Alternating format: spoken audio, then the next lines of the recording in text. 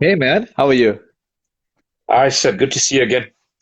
Yeah, man, it's good to have a good audio on the Instagram side. We've been having to shift from restream and now it's back to the usual.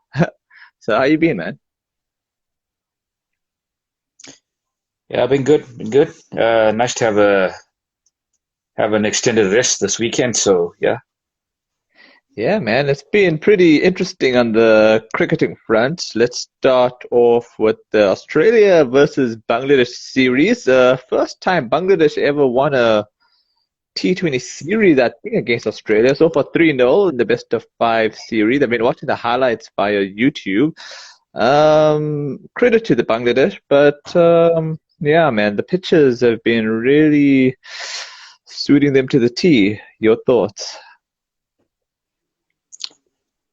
look, this is history for Bangladesh. I mean, let alone a T20 series. I mean, this is the first time that they've beaten Australia in a series. So this is huge.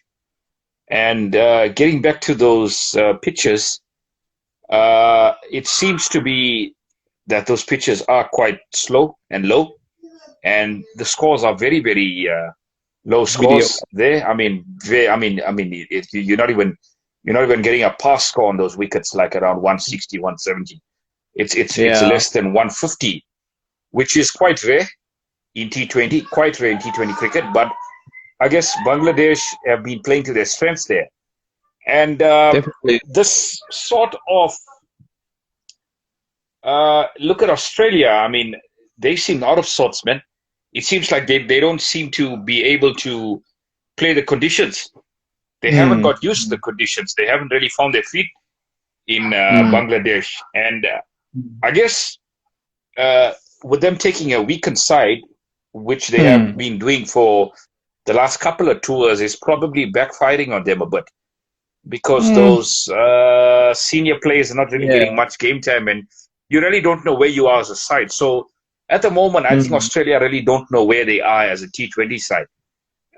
They yeah. got soundly beaten by the Windies in the Mm, Caribbean, and now they got an uphill task of actually even trying to save a whitewash. I mean, who would have imagined that yeah.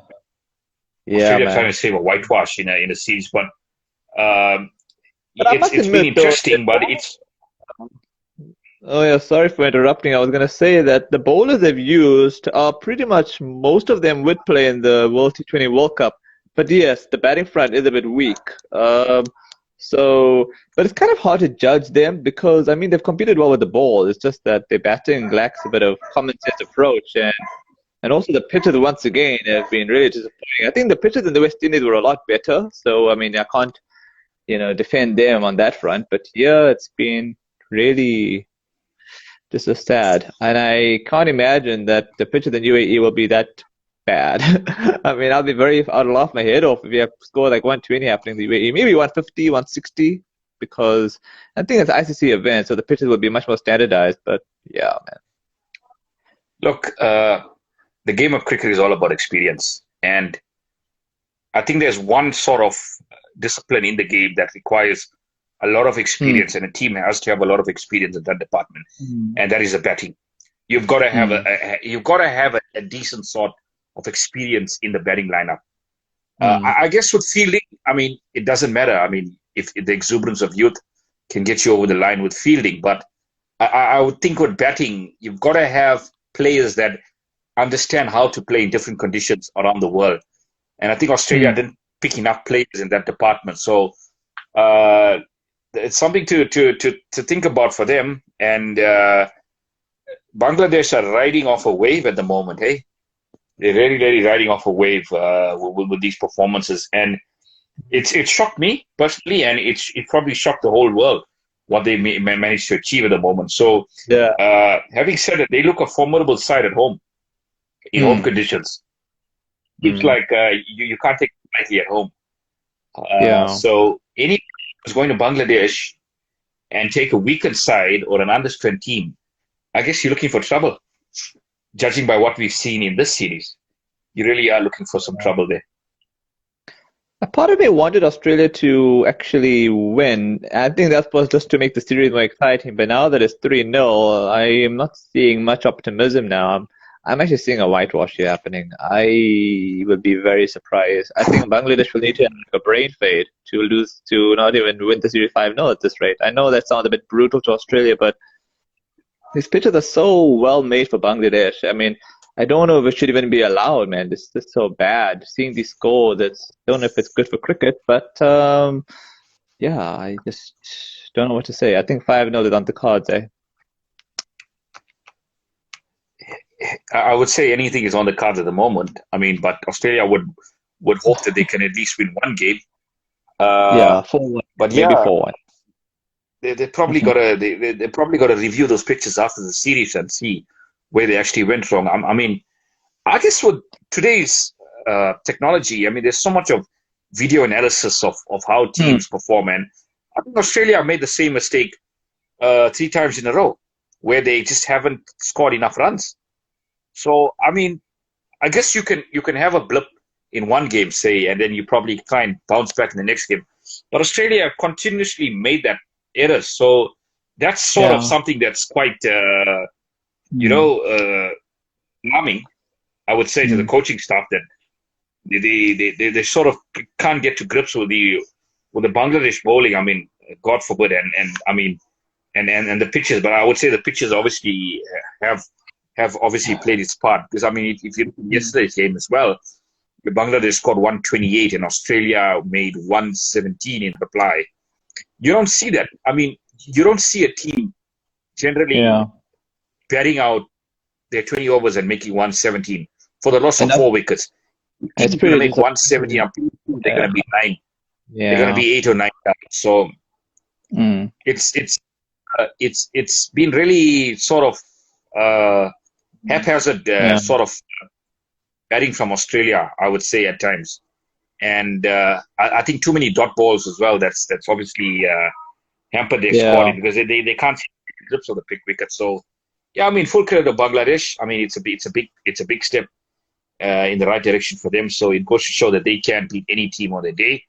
I think they've proved that already. But I think beating Australia 3-0, and we all know the reputation of Australia. They sort of are a match for anyone in their home conditions. So it's one of the days where you went to Bangladesh and you got an easy tour. I think those days are over now. Yeah. I think those days are over in all sorts of but I think on a final note, and normally people used to say that the Indian team used to be like one track, used to be like, a certain like flat track bullies, but I think Australia are becoming like that, especially when it comes to T20 cricket. I mean, I don't think they're a versatile team when it comes to all conditions, eh? I think they're pretty much one-dimensional. Because the versatile cricket team should be able to at least adapt themselves to at least chase any score that's definitely under 150.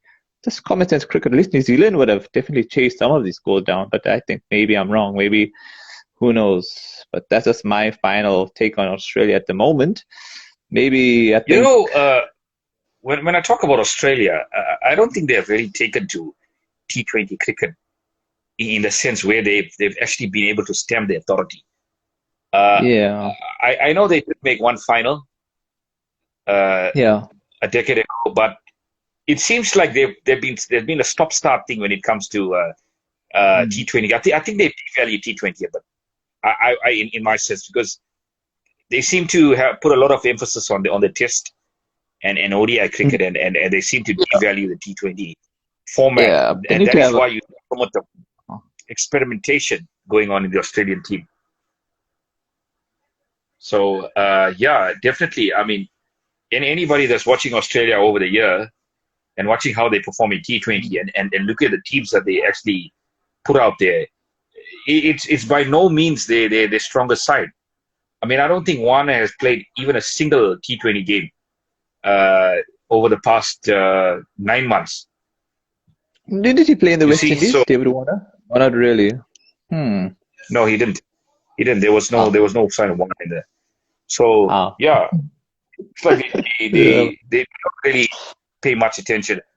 And I would say, in a way, this format is also important to blood youngsters, because I guess it only becomes relevant when there's a World Cup, sort of tournament going on, which makes T20 quite relevant this year because of the World Cup. Yeah. But I would think, you know, in between World Cups, it's fine. You can blood youngsters, but I think in a World Cup year, you got to play your best team, and I think they should have taken Yeah. their best team on tours. And had they lost, then Mhm. you would see where Australia are at the moment. But as you said, by not playing their best team, you really don't know where they are at the moment. But they are playing the best bowlers. Like I mean, like majority of the core bowlers are playing. So it's not like it's a completely bad team, but it's Yeah, I obviously mean, you're not going to it, you're just going to win games on with your bowlers. yeah, I mean, yeah, they yeah, are going to be games where you need. But to be honest yeah. with you, I think it's more of a batter's game. I would say Mm. Well, the depending on the the batter pitches you get, like of depending on the pitches you get also. Like if you look at these pitches, all you needed to do was like make. You know what was sad when I saw that score of 127 yesterday. Not yesterday. When I saw the highlights this morning, seeing 127. I knew this was going to be Bangladesh's win because the pitches are this bad that any score around the 120, you're going to have a chance of winning. And this shouldn't be happening for T20. I mean, you should be at least making 150, 160 on a decent, on a no, fair it shouldn't be pitch. happening. It shouldn't be But it's happening, and I fine. think I they mean, but, uh, got but to I be think a that's how it. sort of Mm, thing. But I mean, you look, I guess if this game was happening in Australia, this Australian team will be all over Bangladesh. So I like a guess rash, yeah. you need to adapt, and Yeah. they haven't adapted to these conditions. So they've got to take it on Mm, their chin now and work extremely hard leading into the World Cup. So yeah. there are a lot of question marks on the Australian side at the moment. Their bowling Yeah. looks fine, as you said. Their bowling is quality, but I guess if you're not going to Yeah. have enough runs, you're not going to win any matches. Mm. A lot of But I think matches, of I would say. yeah. But I think if Australia do win the last two, hypothetically, I think it'll give them some confidence going into the T20 World Cup. Because I think that the Australian side, just to end this, topic, I think their side that works on confidence. So we win these last two, and then you get into the. I don't know if they're playing any more tours before the World Cup, but should they win any of the remaining matches and they start winning during the T20 World Cup, then obviously their confidence grows. And then once they start reaching certain stages, then you start seeing the true Australia come out. So it is Yeah, what it is with confidence is massive. Australia, Confidence is especially with massive in this Australia, game. I mean, not especially with just Australia, but Australia. I mean, we, if you get on a winning roll, I mean, it just Yeah, boosts your you yeah, know your team performances, and we saw that with the yeah, Proteas in the Windies too when they won a few games. Mhm. It just Yeah. confidence. So Mhm. uh, it'll be important for them to win these two games. So and I actually back them because I think the pressure is off them now. I think the pressure Yeah. is off them. They can just go and play their natural game now. Hmm. I know this is gonna sound crazy, but I would love to see an Australia versus SA final in T20 World Cup. That'd be so much fun. Be like our revenge for all the heartache we got from them. And it wouldn't be our best. You know what? It That would would be our be best funny, chance. but Pardon? Pardon? that would be. But I mean, looking at this Australian side, I would see them as more I dark know. horses than actually title contenders for this World Cup. Yeah. The way they're playing, I can't even put them as dark horses. But yeah, let's put them as dark horses. You know what they say, right? No more fetch your Absolutely. peril. So okay, Being let's get to Australia, the we next. put them as dark uh, horses. Yeah. Okay, the next one, England versus India so far in the first test. It's been so far all India. From when I left to chat to you, the score was around 60 plus for two at the time, but I don't know what the score is now. But so far it's been interesting. I think this is all for India to win, as Michael Vaughan said. I was watching his chat with Harsha Bogle. What are your thoughts? Yeah, very interesting test match, eh? And I feel this test match definitely hangs. Uh, you know, I would say England's survival in this test match relies on what Joe Root is going to do in the second innings. If he can score a big one, then it brings England back in the game. And if he doesn't, it seems like India are almost there. So I think it's been a bit disappointing from the home side, to be honest with you, eh? Hmm. Especially in the batting department. Uh, Day one, I mean, conditions were testing, but I mean, you're going to get that in Test cricket, and you're going to get that in England, and I think these players are quite experienced in terms of playing in these conditions. So I think getting Skittle out for 180, it's not going to do you any favors, and I think no matter what the other team makes in the second innings, you're always going to be behind the game. So that is what England were. They were behind the game. They were chasing the game throughout. And like you said, I mean, it's been India all the way. And it's going to take some sort of it's going to take an amazing batting effort from England at the moment to get back in this game. So, yeah, I feel this England side is a bit out of sorts in the batting department. I think there's a few players that actually, I shouldn't say the word, but need to be dropped. And it starts at the top with these two openers. I think, Burns, this is a big season. This is a big year for English cricket, and it seems he doesn't seem to have that opening, spot secure. And I would think they need to review a few other sort of contenders for that position. It seems like there's a lack of experience in that batting lineup. I don't know if you agree with me. There's a few players there that are actually playing for their places in this team. Yeah. And sometimes it can be a good thing and bad thing. I mean that they play out of their socks so that they can be in the side and therefore the team gets benefited, but it can also go against you. So I think, but then as Michael Vaughan has said, this is India's best chance of ever winning a series against England. So it's all starts here. India win the first test and then it should be fun and games from there. But if England I never thought I'd say this, but I mean, Ben Stokes' absence is really, really proving a big hole in this England side. Because I think Stokes in that middle order, he actually adds that little bit of solidness to it, and it allows the rest of those players to actually score runs at the back end. But with Stokes not being there, it leaves a big hole. And I think I think a guy like Denley, and honestly, we haven't seen him for a while, but I wouldn't mind having him back in the lineup. Yeah, he's solidness. That's what England are missing at the moment. They're lacking somebody that's solid. And Pope, I'm not sure what's the situation with him at the moment, but he was one of the best players, I would say, 2019, 2020. So it's a bit disappointing that he's not in the side. Look, England do have options. I feel like they don't seem to they're not unsure as to what their best team is at the moment, and I think this team that they put on the park in this test match is probably not their best team, because if a guy like Burns has been underperforming for so long, you've got to look into it. You got to see who else you have in your in your arsenal and in your domestic setup. Look, being an opener in England is not easy at all. Let's face it. Yeah. So that swinging ball. And Rahul so far. Yeah. Look, KL Rahul was superb. I mean, that innings, he really dug in there, and it wasn't the most fluid innings, but he really, I would say, he really blunted that England attack to the point where England were getting frustrated at the end, and Jadeja could come in there and score those quick runs at the end. So he did his job in this test match. I think that there was the best innings of the test match on how to play on this wicket. This wicket is not the easiest wicket to play on. Let's be honest, it is quite challenging. And I think if you apply yourself, you can make runs on it. It's not like it's completely unplayable that you can't make runs.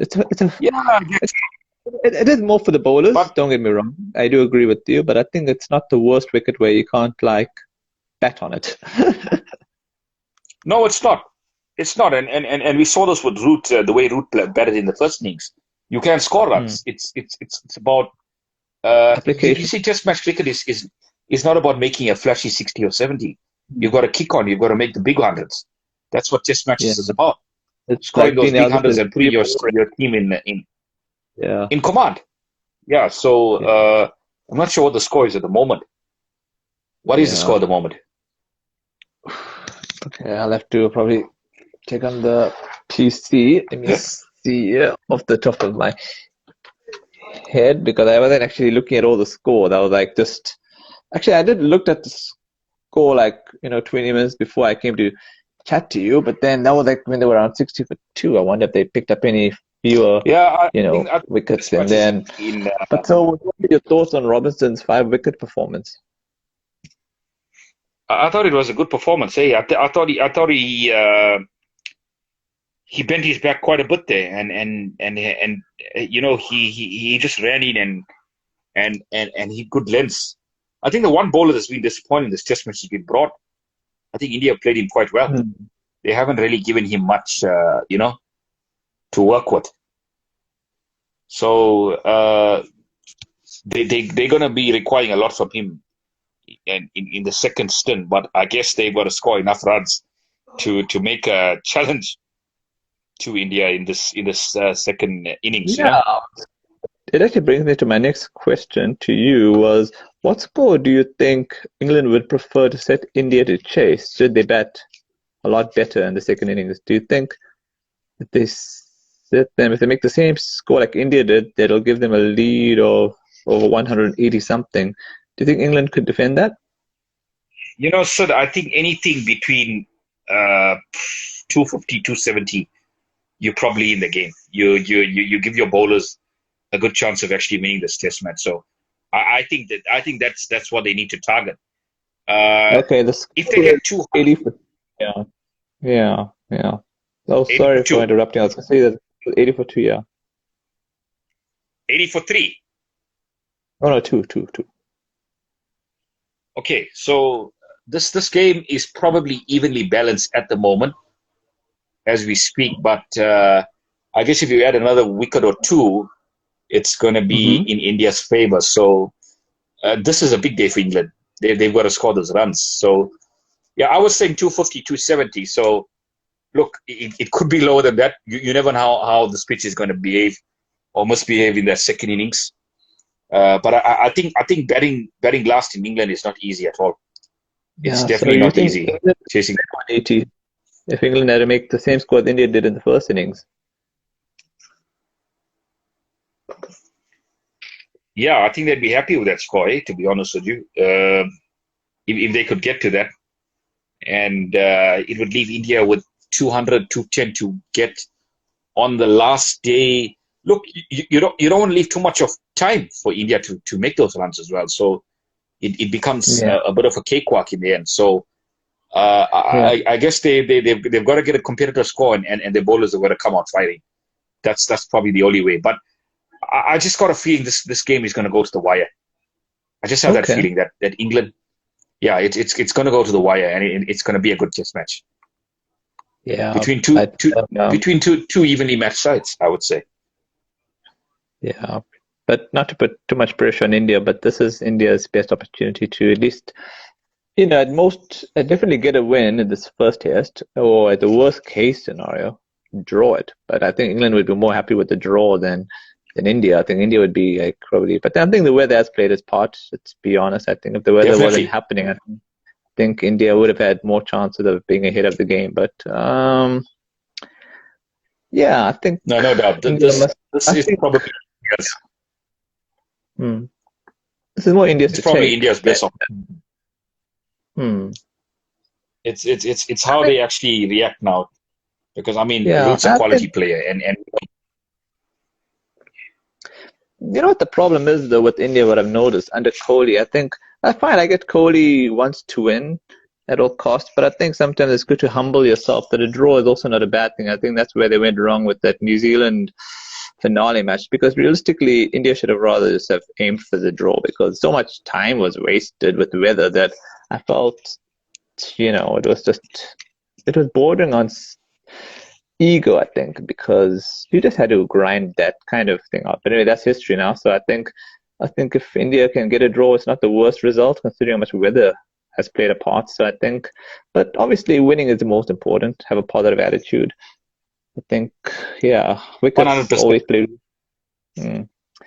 Yeah, so I Yeah, think it's gonna be a fascinating Test match. So mm, uh, it would be nice it's though if hard England can it's hard use. to predict this one, eh?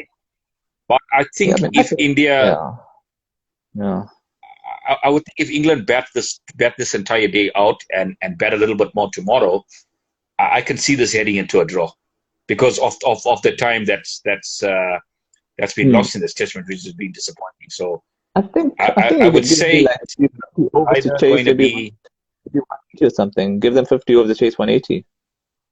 Could do that. we'll just have to wait and see. But there's enough time in this game, so you don't really have to give them 50 overs. There's Not a to lot be of time. biased, but So I would like India to bowl at England today. Then they at least can chase something tomorrow. Something small. But that's just my preference. yeah, look, I would say there's two results in this game at the moment. It's either a draw or it's going to be an India win. So uh, yeah, let's hope you get your results. But I can't see. It's going to be difficult for to see two results. I guess England probably chasing this game. England have been chasing this game from day one. So Hmm. at the moment they've been outplayed. Hmm. So it's going to take a monumental effort from them to get back in this game. Hmm. So at the moment, if they could escape with a draw, as you said, it'll be a good result for them. But yeah, to me, there's two results in this game at the moment. It's either an India win or a draw. So let's see how it goes. It's going to be a fascinating test match. Yeah, I think that's pretty much wraps it up. Thanks so much for your time. Thanks. Chat to you next week. Cheers.